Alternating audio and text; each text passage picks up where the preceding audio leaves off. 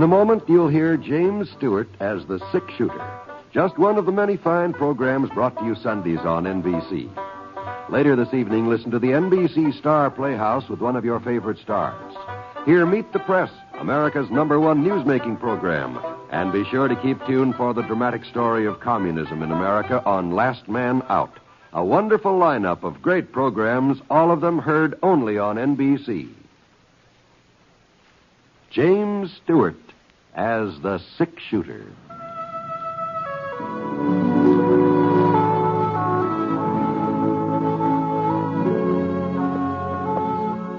The man in the saddle is angular and long-legged. His skin is sun-dyed brown. The gun in his holster is gray steel and rainbow mother of pearl, its handle unmarked. People call them both the six-shooter. The NBC Radio Network presents James Stewart as the six-shooter, a transcribed series of radio dramas based on the life of Britt Ponsett, the Texas plainsman who wandered through the Western Territories, leaving behind a trail of still-remembered legends. Now, in just a moment, you'll hear Act One of The Six-Shooter. But first, I want to be sure that all of you know that beginning next week, we change our day and time of broadcast. Instead of Sundays, we'll be on the air Thursday evenings. In other words, our next six-shooter program will be broadcast Thursday, April 1st, and every Thursday thereafter. For time of broadcast, please consult the listing in your local newspaper. We hope you like our new Thursday evening time. Now, Act One of The Six-Shooter, starring James Stewart.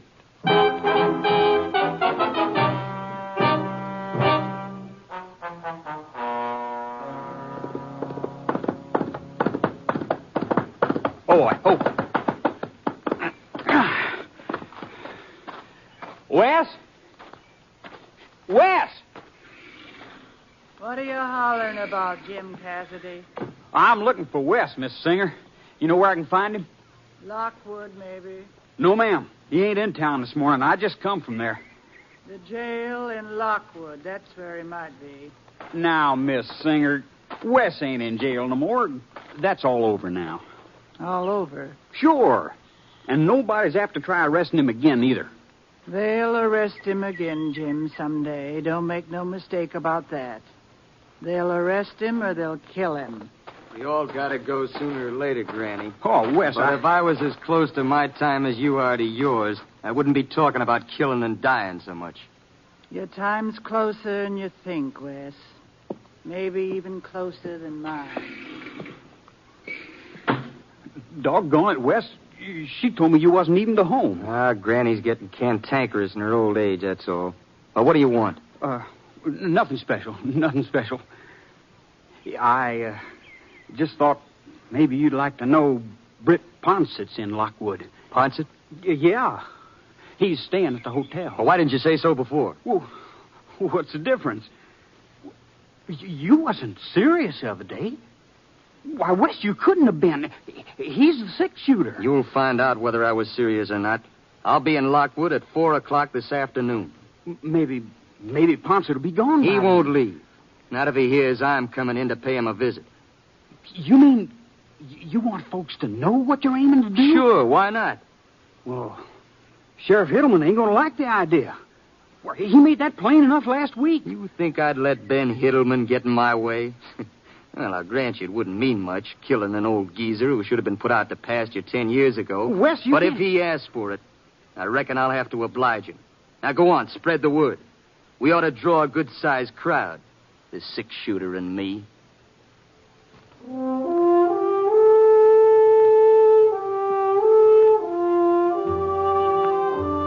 Well, as soon as we'd finished fencing in the last couple of 1,000 acres on the Tip-Top Ranch, old man Jeffer sent me into Lockwood to get some signs printed up.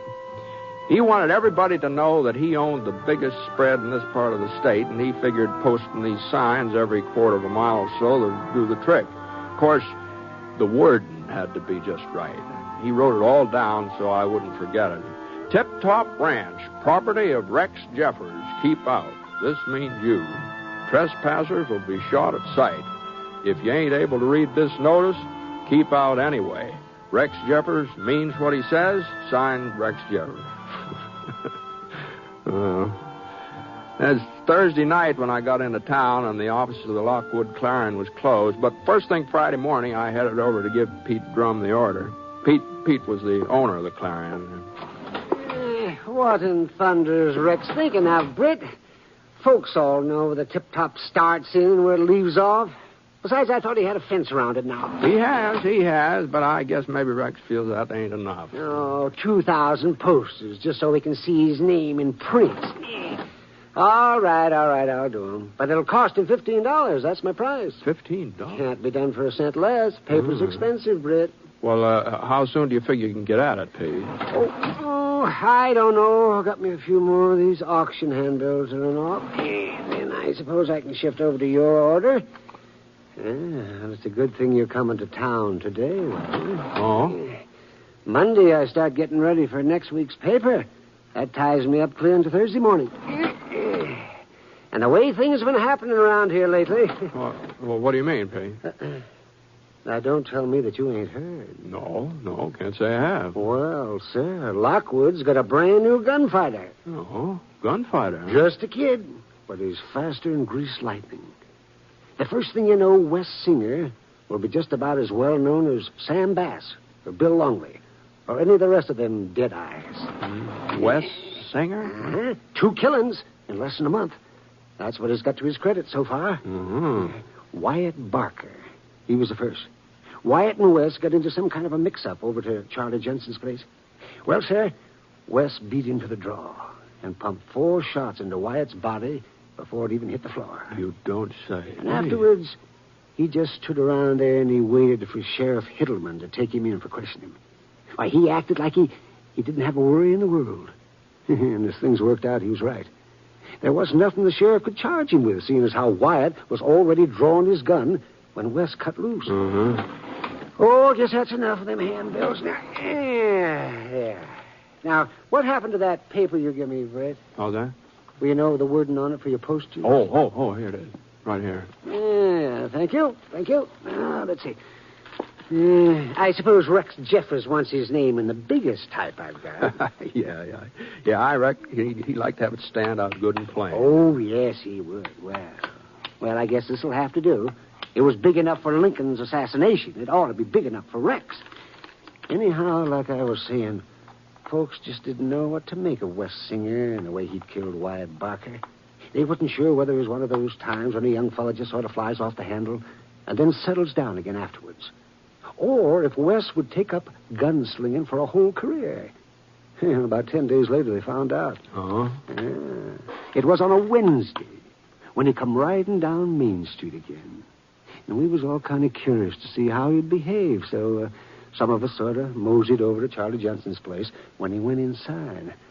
And we'd no more than got there before he was in a mix-up with Todd Apple. That's so. Britt, I tell you, if I hadn't seen it myself, I wouldn't have believed it. Wes outdrew Todd by almost a full second. Now, you got to give the devil his due. Wes Singer is a fast man with a 6-shooter. And I ought to know. I've seen the best. I've seen that gun of yours in action, Brett. Well, that was some time ago. Oh, you're still walking around on your hind legs? That's a pretty good sign you ain't completely out of practice. Well, what about the sheriff? Didn't he arrest young Singer after the second shooting? Oh, sure. He arrested him. Take a look at last week's Clarion. Let's see. Oh, it's right there on the counter behind you there. Oh, is it Wes Singer acquitted?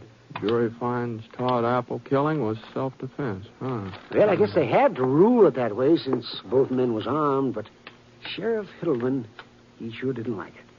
He told Wes the next time he come into town stirring up trouble, he wouldn't be alive for no trial afterwards. Well, Ben Hiddleman's a man of his word. Singer ought to know that. Sheriff ain't as young as he used to be, Britt, and he slowed down some these last few years. He slowed down a lot.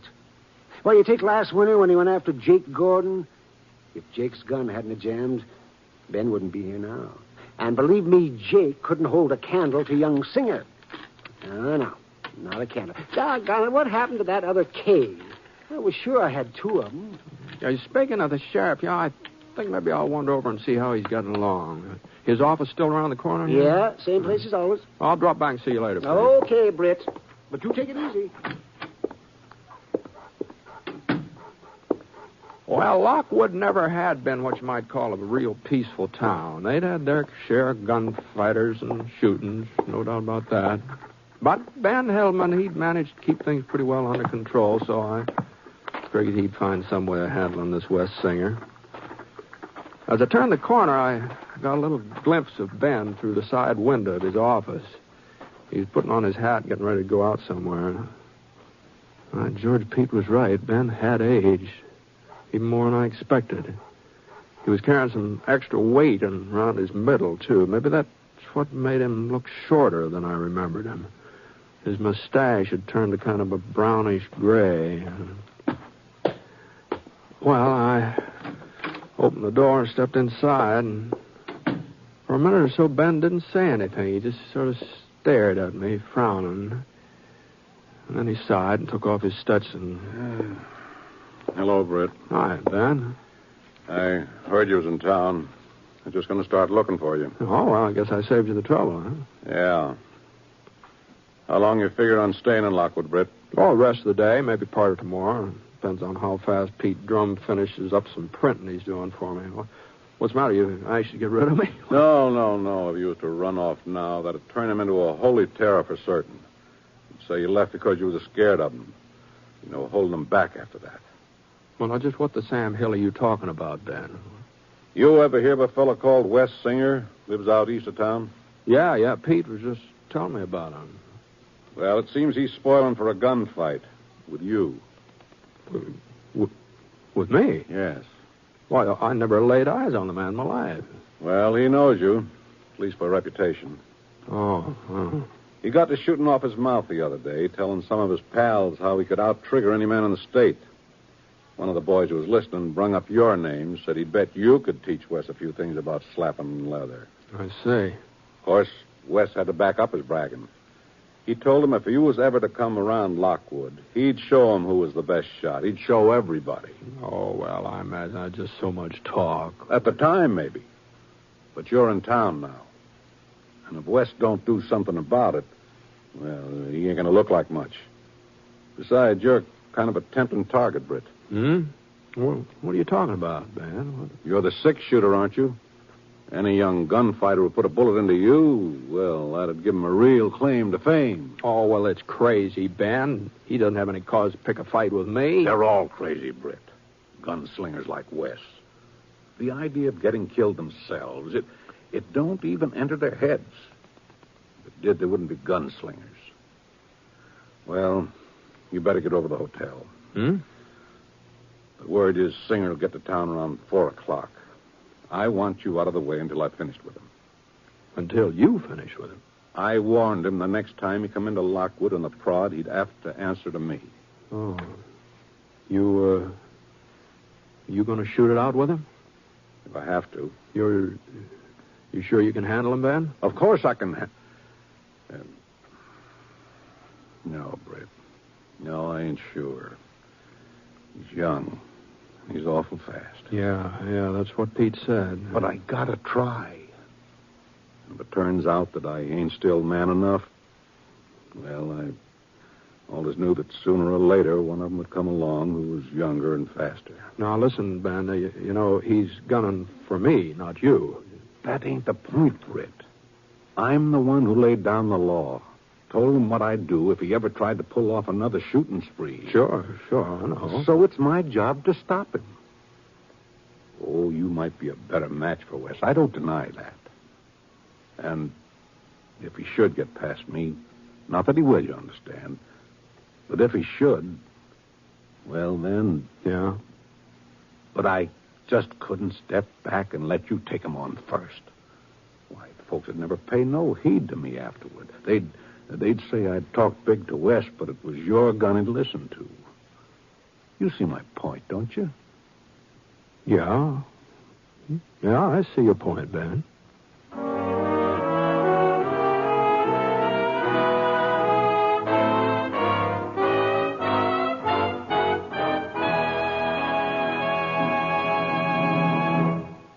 return to James Stewart as the six-shooter in just a moment. Be sure you're tuned to NBC Radio Thursday evening, March 25th, for the Academy Awards. At that time, you'll hear the entire Academy Award ceremonies direct from the Hollywood Pantages Theater, where the finest artists in the motion picture industry will be assembled. Donald O'Connor will be your host, and during the evening, some 25 Academy Award Oscars will be handed to their new owners. It's Hollywood's most thrilling night of the year, jam-packed with glamour from beginning to end. And you can hear every moment of it when you tune to NBC. Right now, of course, the names of the Oscar winners are a highly guarded secret. A secret that any number of Hollywood actors, actresses, writers, musicians, and directors would love to know. Remember, it's a date with NBC Radio this coming Thursday evening. And that means be tuned to the station to which you're now listening for the Motion Picture Academy Award ceremonies, directly from the stage of the Hollywood Pantages Theater.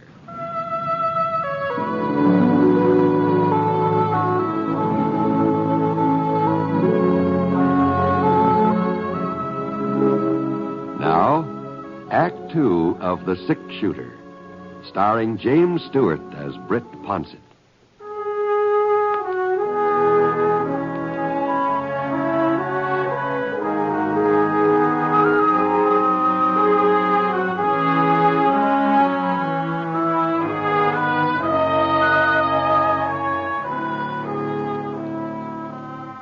You sure couldn't blame Ben for feeling the way he did. He was the sheriff, and if Wes Singer came into Lockwood bound and determined to have another gunfight, well, Ben would just have to take a stand, that's all. And I sure didn't like the idea. A young fella I'd never even met up with was gunning for me, and somebody else was going to try to hold him off. No, that just didn't... Not that I was anxious to get mixed up with him or anything, but I just... Well... Anyway, as long as Ben had made up his mind, there wasn't much I could do about it one way or the other, at least for the time being. So I moseyed over to the hotel. The clerk stopped me as I was passing the desk. He pointed to a woman sitting on the other end of the lobby. He said she'd been waiting for me to come in. Elderly lady, white hair, wrinkled yellow face with a blue straw bonnet tied under her chin. Ma'am, Yes? my name's Ponsett, ma'am. Britt Ponsett. Oh. Would you mind sitting down here, Mr. Ponsett? Sure. It's about Wes. Oh, yes. Wes Singer, that is. I'm his grandma. I see. Uh-huh. You know what he aims to do this afternoon, Mr. Ponsett? Well, I'd heard some talk about it, yes, ma'am. It ain't just talk. He means it. He means to kill you. No, don't get too upset about it, Miss Singer. There's probably won't be any trouble between me and Wes. What do you mean? Well, Sheriff Heddleman will be waiting for him, and if Wes starts anything, he'll more likely land in jail. There ain't no jail could hold him anymore. And Ben Hittleman won't be able to arrest him again, neither. He'll shoot Ben without batting an eye. I'm afraid I don't understand you, Miss Singer. I figured you were worried about Wes. I thought that's why you wanted to talk to me. Worried about him? Well, I'm worried about all the men he's going to murder if somebody don't stop him. Men like Wyatt Barker and Todd Apple. Ben Hittleman, he'll be next. Uh-huh. Well, just what is it you want from me, Mrs. Singer? I want you to kill Wes. I want you to shoot him down like you'd shoot down a mad dog. You're the six-shooter. You're the only one who'd have a chance against him. Well, now, Sheriff Hittleman's the law in this town, Mrs. Singer. It ain't up to Law? me. What kind of law is it that turned Wes loose after his other killings? He ain't fit to live, Mr. Ponsett. Maybe it's my fault he turned out the way he did. Maybe if his ma and pa had been here to raise him. But they wasn't. I done my best. Of course you did, Miss Singer. Of course. He couldn't have been born mean. The meanness wasn't in his blood. I don't know how it got into him. Uh-huh. Well, sometimes it's pretty hard to explain a thing like that. There's only one way he can end up. He'll be killed sooner or later. I'd even thought about doing it myself.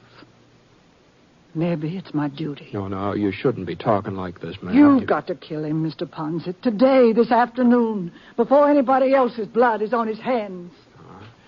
Well, now, I understand how you feel, Miss Singer, but my trying to kill Wes wouldn't... I just don't see how that'd be the answer. Then what is the answer? I racked my brain, asked God's help, done everything I could think of. What is the answer? Well, I'm sorry, ma'am. I'm afraid I just don't know.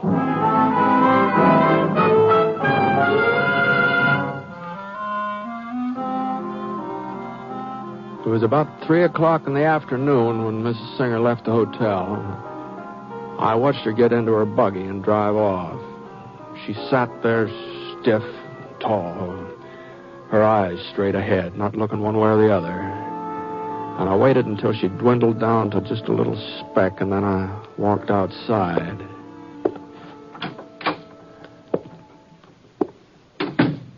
There was a kind of a stillness in the air, like on a hot summer day just before a thunderstorm. Town was practically deserted. Nobody was in the stores, nobody on the street. Nobody but Ben Hiddleman. Britt, I told you to keep out of sight. Yeah, I know, Ben. Young, you get back to the hotel before it's too late. I'm not waiting in the hotel, Ben. What? No, I made up my mind. I've decided to take a little ride this afternoon. A ride? What are you talking about? Well, I thought maybe I'd head over that way, toward those hills over there. And run right into West Singer? Well, I suppose we might meet up if he's coming in that direction. You know darn well he's coming from that direction. I told you he lives east of town. Now that I think of it, I guess you did, yeah. Well, I'll be seeing you. Now, you listen to me, Britt. Now, I have listened to you, and I see your point, Ben. If there's a gunfight here in Lockwood, or if it looks like there's going to be one, well, it's up to you to do something about it. Well, ain't that what I've been telling you? Sure, yeah. But on the other hand, whatever happens outside of town, beyond the city limits, that is, well, I don't see that that's any of your business. Officially, no, but... Well? Britt, I won't let you do it. I know what'll happen between you and Singer. If you do get the draw on him, you'll hold off. You won't kill him. But if he gets the draw on you... So long, Ben. Britt!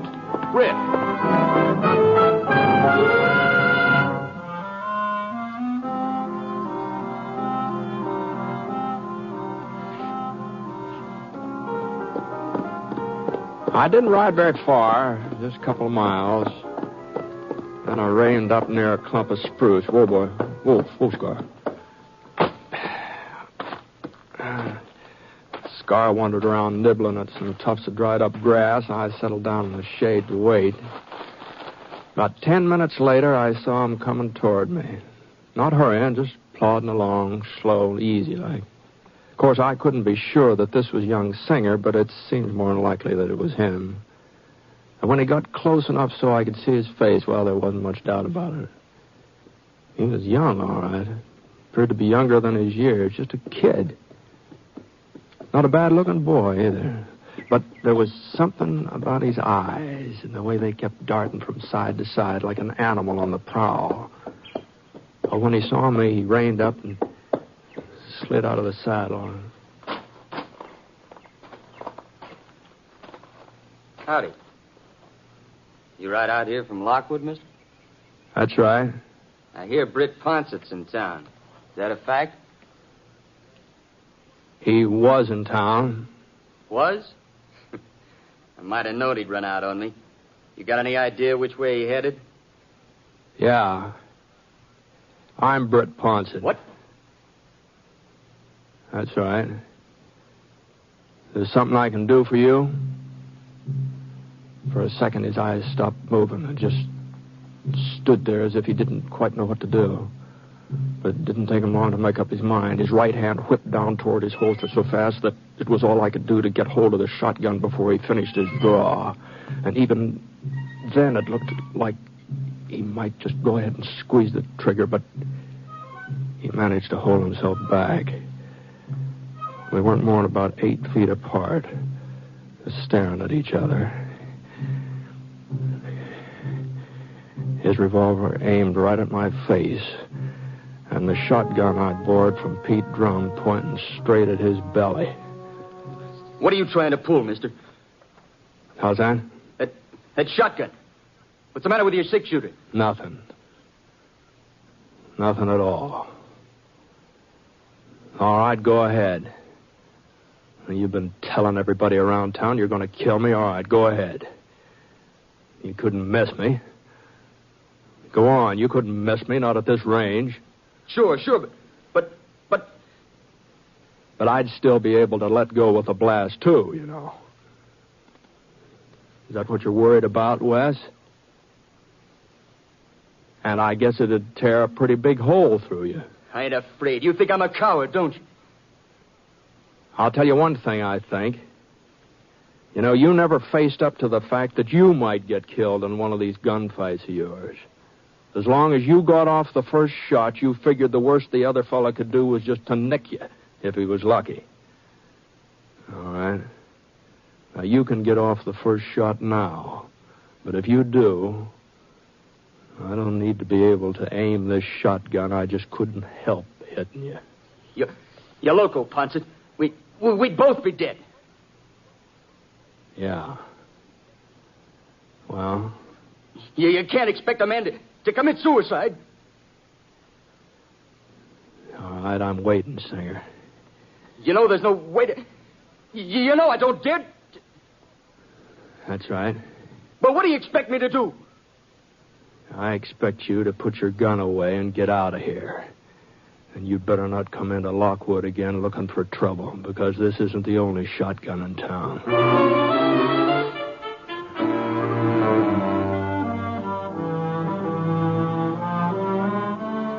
Well, after a minute or so, he turned and he climbed on his horse. And I don't know for sure what happened to him after that. I heard that he moved on farther west and finally got into a gunfight with somebody who outdrew him. I guess it was bound to happen, of course. I just don't understand what gets into a fellow like him.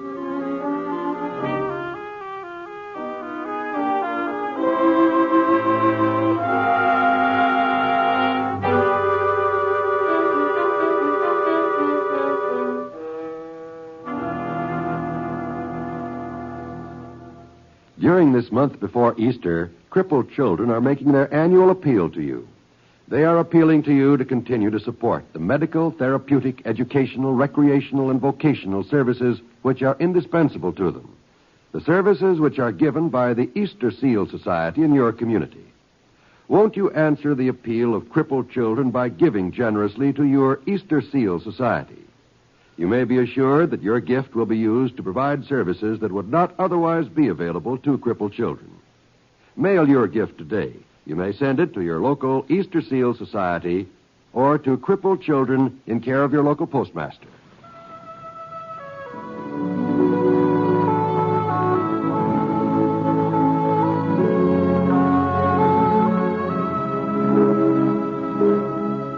The Six Shooter is a transcribed NBC Radio Network production in association with Review Productions. It is based on a character created by Frank Burt and is written by him.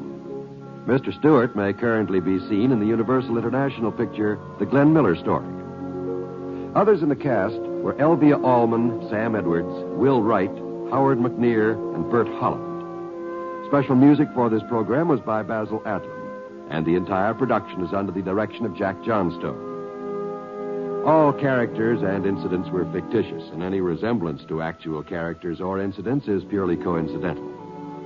By the way, you'll be interested in knowing that the six-shooter has been chosen for broadcast to our men overseas through the facilities of the Armed Forces Radio Services. This is John Wall speaking, and reminding you once more that next week, beginning April 1st, the six-shooter will be heard on Thursday evening. Listen to Jan Murray in Sunday at Home on the NBC Radio Network.